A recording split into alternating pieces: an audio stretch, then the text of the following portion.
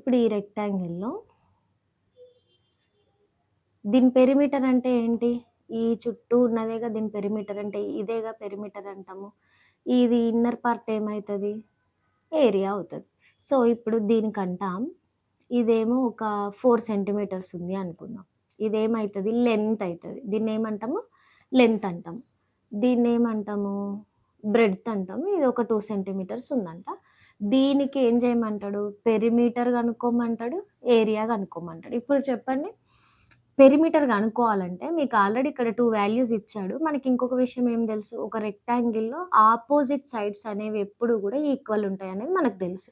కాబట్టి మీరు ఏం చెప్పొచ్చు? ఇది 4 సెంటీమీటర్స్ ఉంటదని చెప్పొచ్చు. ఇది 2 సెంటీమీటర్స్ ఉంటదని చెప్పొచ్చు కదా!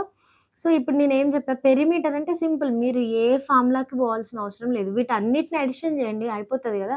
4 + 4 8, 8 + 2 10, 10 + 2 12. 12 సెంటీమీటర్స్.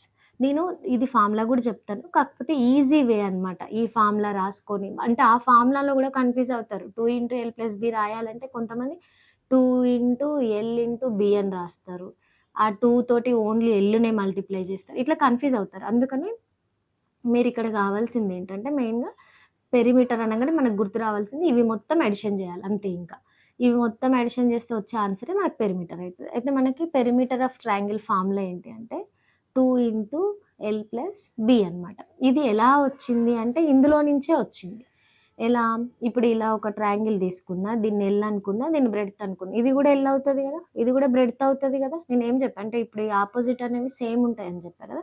సో దట్ ఇప్పుడు ఇది B అయిందంటే ఇది Bనే అవుతది. ఇది L అయిందంటే ఇది కూడా Lే అవుతది. ఇప్పుడు దీంట్లో నుంచి చెప్పండి పెరిమీటర్ అంటే ఏం చెప్పా? వీటన్నిటిని యాడ్ చేయాలని చెప్పాగా. L+B+L+B ఇవే కదా వాల్యూస్ ఇక్కడున్నాయి. వీటిని అడిషన్ చేస్తున్నా. L+L ఏమైతది? 2L. B+B ఏమైతది? 2B. ఇప్పుడు ఈ రెండిట్ల నుంచి ఎవరిని కామన్ తీయొచ్చు? 2ని కామన్ తీయొచ్చు. 2ని కామన్ తీస్తే ఇదేమైతది? L+B. ఇదే కదా మన perimeter of triangle perimeter of rectangle formula. 2 × L + B. L is nothing but length, B is nothing but breadth అనమాట. ఇప్పుడు ఇదే కదా మనం ఇప్పుడు చూద్దాము. దీని లెంత్ ఏమవుతుంది? 4 సెంటీమీటర్స్ అవుతుంది. దీని బ్రెడ్త్ ఏమవుతుంది? 2 సెంటీమీటర్స్ అవుతుంది. ఇప్పుడు మనకున్న ఫార్ములా ఏంటి? 2 × L + B. 2 L అంటే ఎంత? 4. B అంటే ఎంత? 2. 2 4 + 2 ఎంత? 6. 6 2s ఎంత? 12 సెంటీమీటర్స్. ఇప్పుడు నువ్వు ఫార్ములా రాసుకొని దీన్నంతా చేసే బదులు డైరెక్ట్ వీటిని అడిషన్ చేస్తే మనకు ఆన్సర్ వచ్చేస్తుంది కదా! మనం ఎందుకు ఫార్ములా దాకెళ్ళాలి? Okay. Then coming to area. Area ఎలా చేయాలో చూద్దాం. ఇప్పుడు దీంట్లో ఏరియా అంటే నేనేం చెప్పా? ఈ ఒక సైడ్‌ని ఇంటూ చేస్తే మనకొచ్చేదే ఆన్సర్. అయితే ఇప్పుడు దీన్ని ఎలా చేయాలి అనేది చూడండి. బ్రెడ్త్ ఎంతుంది?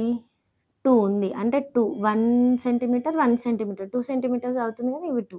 ఇటు లెంత్ ఎంతుంది? 4 ఉంది. అంటే 4 boxes we need to divide this. దీన్ని 4 బాక్సెస్‌గా డివైడ్ చేస్తే ఇప్పుడు చెప్పండి ఎన్ని ఉన్నాయి? 1, 2, 3, 4, 5, 6, 7, 8.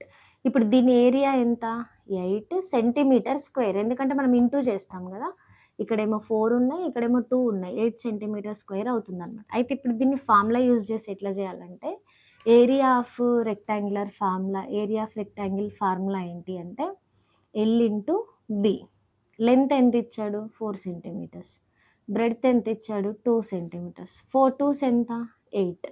Centimetre into centimetre, centimetre square. నేనేం చెప్పా? ఏరియాలో మీకెప్పుడైనా ఈ సెంటీమీటర్ స్క్వేరు, మిల్లీమీటర్ స్క్వేర్ అలా వస్తది.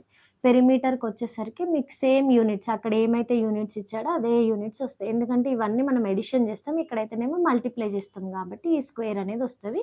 అదొకటి కూడా బాగా గుర్తుపెట్టుకోవాల్సిన విషయం.